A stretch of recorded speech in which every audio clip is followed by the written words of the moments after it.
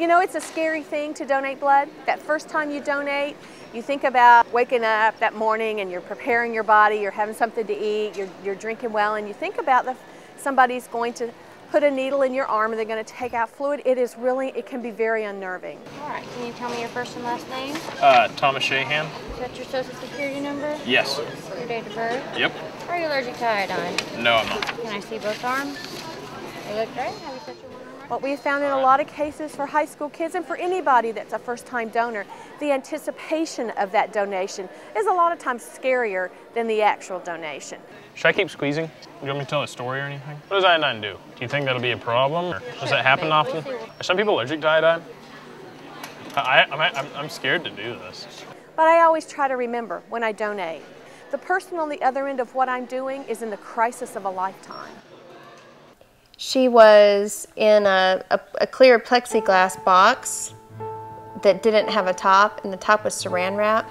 Got to about the 6th month, and out of nowhere I started feeling really bad. I was starting to have pain. Short end of it is that 4 days later I ended up having her, and it was due to an infection. Right when she came out, within a few hours she had to have a blood transfusion. They're taking blood quicker than she could make blood. And her 4th or 5th day she had her heart surgery. If some generous soul hadn't donated blood, the blood wouldn't have been available for her.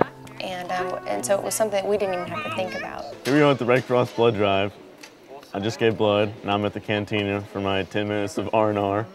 I was a little worried, but I made it through. It got me out of class for 2nd hour, and that was what really inspired me to go get blood. Didn't you guys have goldfish the last time? The cookies and juice really help you out after a long day giving blood. You know, give you good blood sugar back. It's delicious. When the needle entered my arm, I barely felt it. Life is very beautiful, yes. When I do a documentary piece, I like to include humor in most of my pieces. It's something that surrounds us in everyday life, and I think to make it overly dramatic or overly informative is just going to be dull to the audience.